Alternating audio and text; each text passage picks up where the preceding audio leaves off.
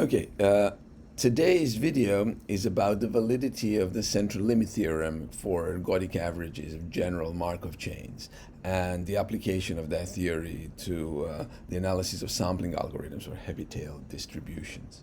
So this is joint work with Miha, Brešar and Gareth Roberts, and it will be in two parts. In the first part, I will describe the theory and then discuss the application to bias samplers, ULA-type samplers. In the second part, I will focus on the applications for unbiased MCMC samplers. Okay, so the problem is sort of very simple to state.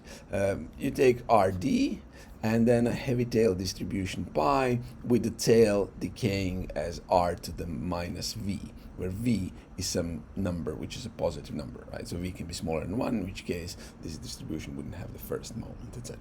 So what one wants to do in application is compute this integral and for any L1 function, okay? And this is a known important problem in statistics. So Gelman and others have documented that extensively and the problems that go with it, particularly in the case when distribution pi has heavy tails. So what one does is one takes a sampling algorithm, which is essentially a Markov chain with invariant log pi, and then this Markov chain can be sampled, so this thing can be constructed, and it converges almost surely as n goes to infinity to the quantity of interest. Now, what one wants to do, of course, is to understand the confidence interval for sufficiently integrable function g, for L2 function g, of this estimator, and also another important quantity is the rate of convergence of the law of xn to the stationary distribution pi. Okay, and trouble starts immediately. Okay, so even in dimension 1, when you have a tail that is of thickness v for some positive v, and you want to estimate the probability that this pi assigns the interval from 2 to infinity, as in this case, one can ask oneself whether this error that should be normal if the CLT held is actually normal, right? So the way to check this is to look at the QQ plots. Of course, these QQ plots depend on the fact which chain I choose. You see, pi is fixed, but I choose different chains, and you can see that the standard ULA, a workhorse of machine learning and many other things, really fails that test. This is clearly not, it should be linear, right? The blue dots should lie on the line for it to satisfy a CLT. The same thing happens with Mala, but lo and behold, if I take the random walk metropolis with infinite variance proposals, then the CLT appears to hold, okay?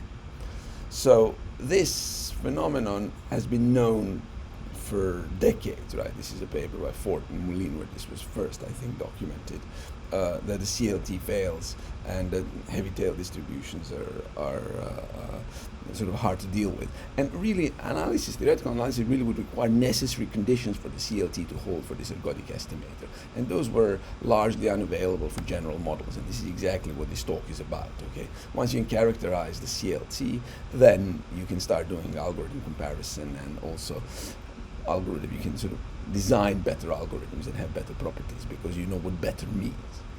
Okay. Now, known results.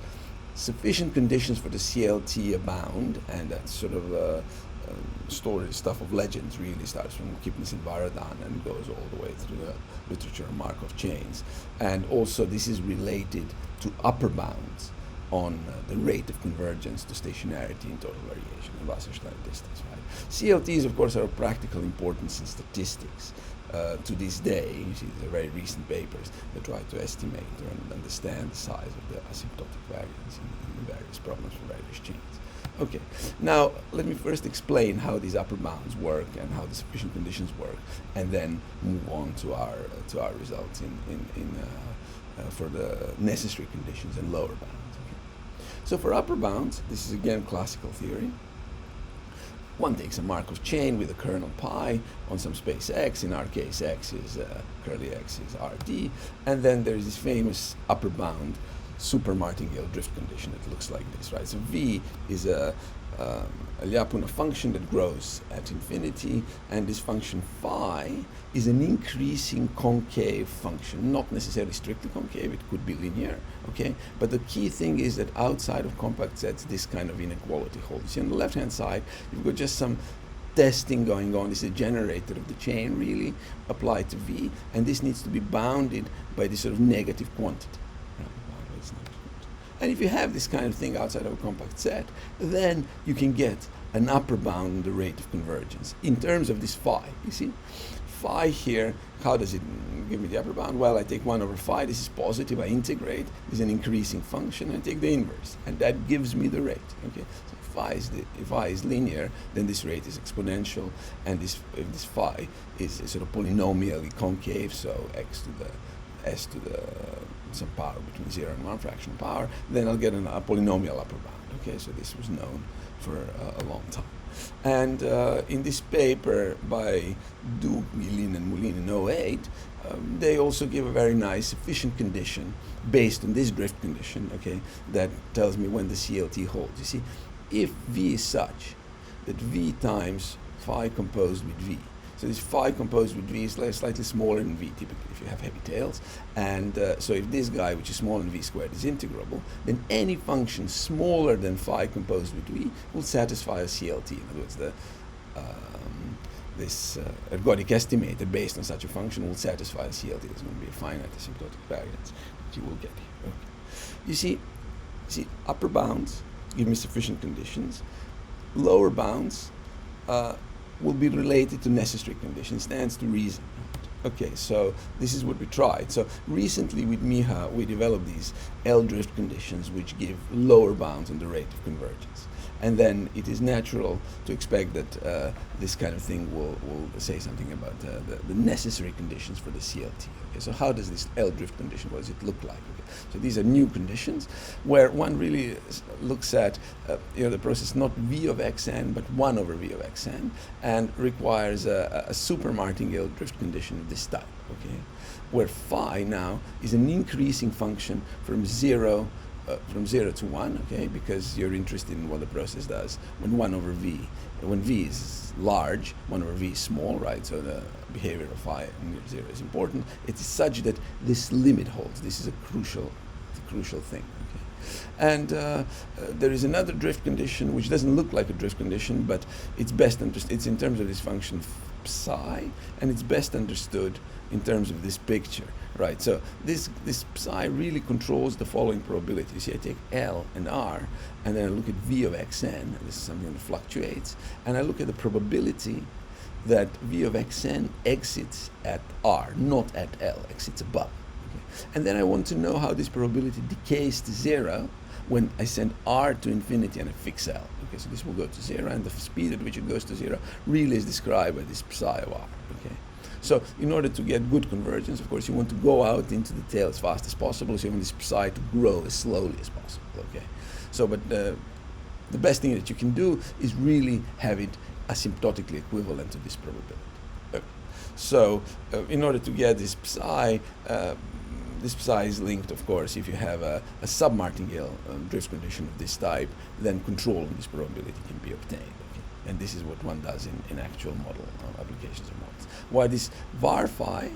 The var phi really understands, tells me about how long it takes for the process to come back from the tail. Okay, it tells me about the duration of the excursion. This is what it does.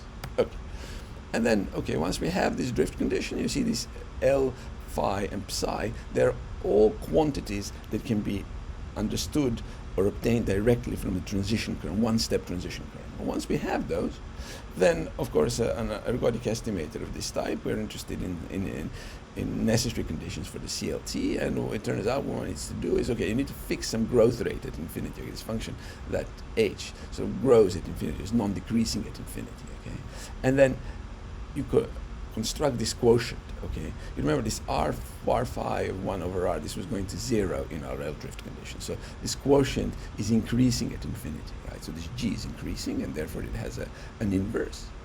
And what one needs to do is take this inverse here, evaluate it at square root of t, and then slap var psi over it. Okay, so look at 1 over that function, and if that function is not integrable at infinity, then the CLT fails for this estimate. Okay? And if h is constant, okay, so I want to look at sort of probabilities of events, estimates of probabilities of events, then and this 1 holds for this constant h, okay, then the CLT will simply fail here.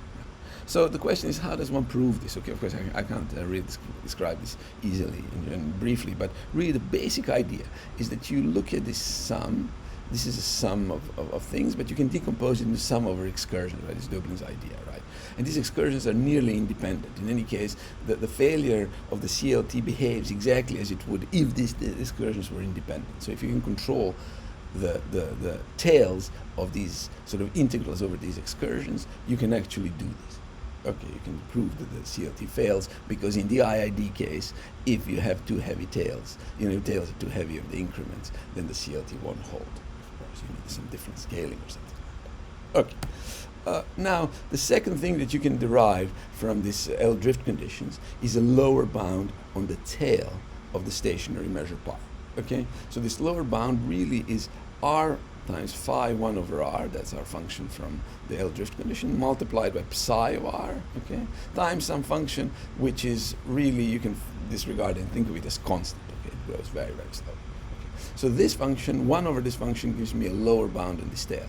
And this is important for unbiased algorithm assessment, right, because ULA's stationary measure is not pi, it is pi h, as we will see very soon, and this will tell us how the tail of such a thing behaves, okay, and we'll be able to get some information out of it. Okay, so again, this theorem again, you see, this is the integral over a single excursion, right? This is the return time to a compact set, right? So you need to essentially be able to control the tail of this quantity. And you control that in terms of the kernel and in terms of the functions in the L drift condition, right? So the right-hand side is really, can be all obtained from one-step transitions of the chain. Okay, that's the whole point of this story. Right. And likewise, using this higher streak, one can obtain from the previous analysis and plus higher streak, you can obtain lower bounds on the F variation, total variation, say, and also a Wasserstein distance of, because the semigroup converges to pi, right? So you want to know how, in total variation, how far these two measures are. And it turns out, that's what Hyder observed, this you really need to look at the tail of both of these measures, because that's where the bottleneck is. And the previous theorem tells me a lower bound on the tail of pi, and then I need an upper bound on the tail of the semigroup, right? But for that, I need to find some function h that tells me how the semigroup grows, and then I use Markov inequality. So this lower bound on pi from the previous theorem implies the upper bound on the semigroup. This together gives me a lower bound, which is really asymptotically equal to this, and this turns out to be sharp in most cases. Okay, and the same thing can be done for the LP Wasserstein distance. Okay, so the proof of the pudding is in the eating, right? So let's look at how this thing work in examples. Okay, so think about ULA first. Okay, this is a very simple chain, really, and its simplicity sort of is responsible for its broad use, right? So how does it work? I take a Langevin diffusion, okay? So this is a distribution, a diffusion that has sort of constant dispersion coefficient and drift, which is given by the gradient of the potential of pi, right? And then I just discretize. I take the Euler discretization, right, which is written here. And so this Mala is the counterpart, the unbiased counterpart, which sort of rejects some of the moves proposed by ULA, and ULA moves faster than Mala because ULA doesn't reject anything, takes every move, right? But on the other hand, the drawback of ULA compared to Mala is that this guy, if it is ergodic, it's ergodic with the stationary distribution pi h, which is different from pi. Okay, this discretization bias. Okay. So now we go and we have, you see, this is a simple kernel, right? And because in the case of heavy tails, this guy here is see, if you take the logarithm of pi, you will get the logarithm of the norm and take the gradient of the logarithm of the norm times a constant. That's going to be 1 over the norm times a constant. So this drift is really disappearing.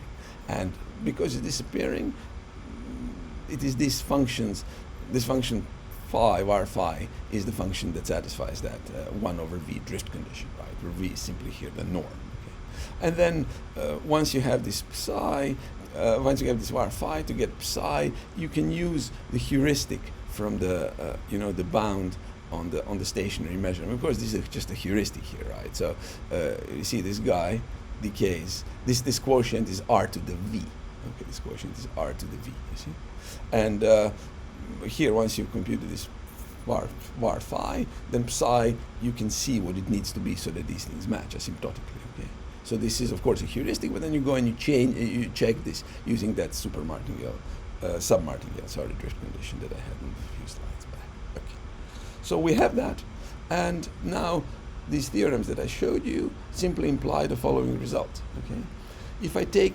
S such that 2S is smaller than V, remember V is how my tail decays. So 2S, I need a function which is sort of integral in L2, right? So 2S needs to be smaller than V. It can't be greater than V because otherwise it's not really now L2. You can't have a CLT if it's not even integrable, square integrable with respect to the stationary measure, okay? Okay, I take such a thing, and then if this 2S is too close to V, if it's between V minus 1 and V, then the CLT will fail, okay? And if G is bounded, then if V doesn't have, if the pi doesn't have two moments, then the CLT will simply fail. If it's too heavy, it will fail, right? So one thing to note here immediately is that this CLT, whether CLT holds or not, doesn't depend on the dimension. Okay? This is for all dimensions. It depends only on the thickness of the tail, okay? And then it is also known that if 2S is smaller, see the function grows less fast than V minus 1, then the CLT actually holds. This is a sharp result, and this is known by these classical things that I was discussing earlier, right? So by the upper bound drift condition, the super martingale drift condition. Okay. Similarly, one can obtain lower bounds on this sort of metric, right? So this is the distance between the ULA chain and its stationary measure pi h, okay? And so here, okay, I need to take p equal to 0 to see total variation. And see, if I take p equal to 0, I get here a rate of n to the minus v over 2. And it's also known from upper bound drift conditions that this is actually the rate of this, okay? So you see, if you really look at that, and then compare that to this condition for the bounded, sort of the failure of the CLT for bounded functions, you see that this total variation, really the integrability or the summability of these distances is equivalent to the bounded function satisfying the CLT. And this is somehow a principle that sort of is borne out in all the cases that you look at. It's like a meta statement, but it turns out to be true. And then, of course, this Wasserstein distance, I can only look at from P1 onwards, okay? And for P1, for example, then it will be, if I take this S equal to 1, I mean, the same thing holds, right? So the integrability of the F1 variation and or this Wasserstein distance, W1 Wasserstein distance, will be equivalent to the CLT holding. Okay. Another thing which is sort of curious here is that what our theory does is it tells us what the tail decay is for pi h. Okay, it actually tells us what tail decay is. And interestingly, the tail decay, you see, is the same for all h, and it is equal to the tail decay of the measure that I'm targeting. So this is really good news for ULA, because for any discretization, I will be matching the tails. And when the tails are heavy, this is important because this process needs to spend a lot of time in the tails. Okay, so if I was sort of hitting a measure which had different sort of tail behavior than the limit measure for all h, this would be a problem. Okay. But in general, this is nevertheless quite a slow rate of convergence, right? This is the rate which is n to the minus v over 2. Okay, so one would like to sort of improve on this rate of convergence, and one basic idea that has been proposed in machine learning is, okay, to sort of substitute. So ULA is making two small moves, right? The moves are small, so you should maybe make heavy tail moves. Okay, but okay, so before I move to that, I will show you that, okay, of course, in this ULA situation, what the theory predicts, sort of the practice bears out. Okay, so you can see that the CLT doesn't hold. Okay, the CLT doesn't hold, and this is a one-dimensional. This is in the one-dimensional case when V is 1, right? So this is all the moments up to the first moment hold, and estimator for an event, so it doesn't CLT does not hold. Okay, we're now going back to this this idea of sort of modifying ULA. Okay, this is like an arbitrary, not exactly ULA because this drift is unknown, but let's look at all the possible algorithms, okay, where we sort of drive things with heavy tails. Okay, we drive things with heavy tails, and heavy tails meaning that the increments are the moments of increments. There's no second moment, okay, but it is the first moment. And okay, so I take some sort of transition which is parameterized by this alpha, fixed alpha between 1 and 2, and this h, when h goes to 0, I get a delta measure. Okay, so why is this a sensible thing to think about? Well, there's been a lot of work, or some work, in the direction of saying, okay, I have a heavy tail target, I need to go out into the tails fast, so let's drive the thing with an alpha stable, isotropic alpha stable process, right? So this paper proves, for example, that in that case I can get exponential ergodicity. You see, before for ULA we had very slow polynomial rates. The rate was v over 2, right? But here it's exponentially ergodic, right? When we have this sort of alpha stable things for alpha between 1 and 2, it turns out, right? So the scheme that one would get from this kind of thing would really fall into this context. So now this is like the Euler scheme for this SDE, right? But let's still keep this B general, okay? Keep B general because I want to look at all possible algorithms in that context. So what do I find using this theory? So what we find is that there are two cases essentially, okay? One case is that whether is this drift sort of linearly pushing in? Is it like an OU drift asymptotically? Okay? If the answer is yes, then such a drift is not strong enough to give you sufficient moments of pi h. In other words, you see pi h, well, in this case, for arbitrary drift that satisfies this assumption, will always be such that the alpha moment will not be finite of this guy, okay? Or alpha plus epsilon moments for any epsilon, okay, will not be finite. So pi h will not have finite alpha plus epsilon moments.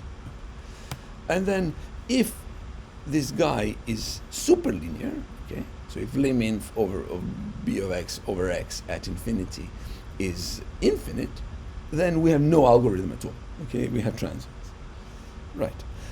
So what this means is that, okay, I think I have this thing. Okay, maybe I should say first how this is proved, right? So again, the first part is proved by simply choosing a logarithmically growing Lyapunov function and then identifying psi and var phi in this way, okay? And then for this we get the lower bound, which is sort of general and doesn't require the knowledge of B, right? All we need to know is that B at infinity does not grow faster than linear.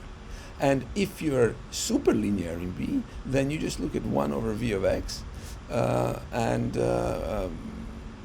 then the super martingale drift condition will hold, which will imply transients directly. Okay, so this direct transients will follow from this classical argument. Okay. So now, as I was saying, exponential ergodicity has been shown for heavy tail stationary measures in continuous time, right, for Levitt-driven SDEs, for sort of this in the alpha stable case. But this theorem, our theorem, shows that whatever you do when you introduce the discretization, if you're targeting a heavy-tailed measure that has a second moment, which is not unheard of because we're talking about a high-dimensional thing, second moment is often satisfied. In that case, you cannot hit it, right? You cannot hit it with any algorithm, because as soon as you discretize, this guy will not have alpha moments. Okay, but this guy has 2 moments. So you'll have sort of systematic bias, unlike in the ULA case, which is slow but reliable, right? Or if you have a superlinear thing, right, then superlinear drift, then you will get transients with this sort of naive discretization, as we have discussed here, this naive discretization. So this is reminiscent, and in fact, this is an analog for heavy tails of this Robertson-Tweedy sort of observation that ULA can have trouble if you're targeting lighter than Gaussian distributions. You see, in sort of this normal situation, it's lighter than Gaussian to give you trouble. But if you start having heavy tail increments, then immediately at L2, sort of the distributions that have the second moment, already the thing starts sort of behaving in a wild way. Okay, so this really strongly motivates, I would say, this research on taming schemes for this sort of heavy tail stuff, where you would like to sort of preserve the exponential ergodicity from continuous time into discrete times.